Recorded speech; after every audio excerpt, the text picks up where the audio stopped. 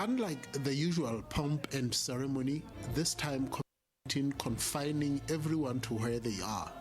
While South Africa has opened up its borders for international travel, the neighboring cross-border towns cannot simply afford the high cost of the required PCR testing.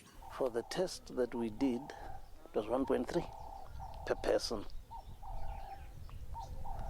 That's a consultation of the doctor who will give you the certificate, because Pathcare will give you an SMS which is not recognized. For months on months, families and loved ones have been separated by the border. 2 of us reside in South Africa. I'm the nearest, the other one is in Joburg. So every time I go and do my business, I pop around and see the old lady. She's 91, and we haven't seen each other for the last 6 months. We just speak on the telephone. She says, you coming? When are you coming to fetch me? When I said, there's no crossing. And I don't think she'll be in a mood to go and get her nose digged at her age. I don't think she'll just say, no, you keep coming. But as I say, 7 days, was it 14 days? There's still that confusion. Lesotho says 7 days, South Africa says 14 days. So you make the best out of it for these 7 days, and then back to the garden and indoor housework. Captain Kotsokwane says he expected a slightly better arrangement for the 2 neighboring countries. This is terrible. And as I say, I would have thought, because of Lesotho's geographical position, it would have been given special dispensation.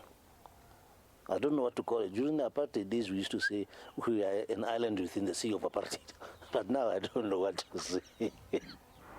It's just that we are still in that predicament. But it proves that South Africa can do whatever it likes to throttle Lesotho. It can do whatever it likes. I've just been kind, I suppose, now that at least people like Tito Mboweni and Sisulu know Lesotho and know Lesotho. So there still are those who say, hey, this country did help. There are those who don't see a thing, and they don't appreciate whatever Lesotho did for them. Yeah. So, as I said, you can never please everybody, but we are stuck. We have to live with it. And I hope that Ramaphosa and Majoro can come up with a decision that will satisfy everyone. I'm not saying they must flout the regulations. This disease is there. It's there. But it must be addressed properly. Kotsokwane has now retired from the army service. The dream and pride of Lesotho's independence seems to be fast diminishing. There was a time when you were not ashamed to be called a Lesotho. We were known all over the world.